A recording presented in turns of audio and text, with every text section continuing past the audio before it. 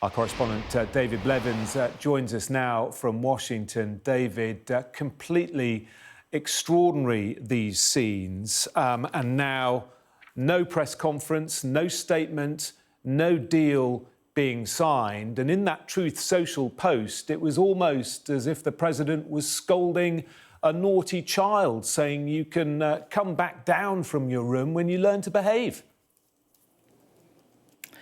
Jonathan, a moment without precedent in living memory in the United States, where a meeting of two heads of states comes to an end in such a disastrous fashion. And in the last few minutes, we're also hearing from Fox News in the United States that a White House official has told them, and I quote, "Trump kicked out Zelenskyy. He did not walk off on his own. The rare minerals deal was not signed."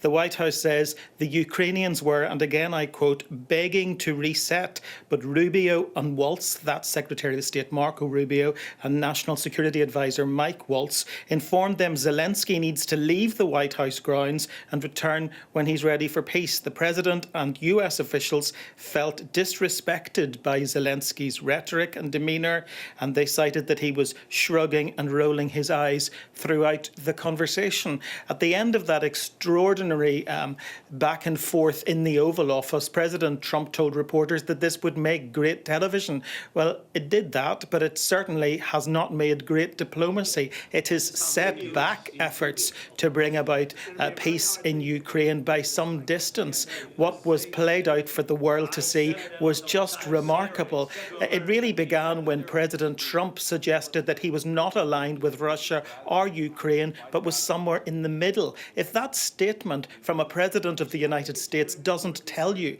that the geopolitical plates have shifted, nothing ever will. And then, of course, President Zelenskyy wanted to know what diplomacy meant, because he says Vladimir Putin doesn't honour ceasefires. That's what prompted the Vice President J.D. Vance to intervene and accuse him of being disrespectful. And it ultimately came to the point where President Trump then said that he was gambling with World War III. Don't tell us what we're going to feel in future. You're in no position to do that. Make a deal or get out. Well, they didn't make the deal, and he has got out. And right now, I think it is a defining moment for Ukraine, for Europe, for America, and arguably for the world.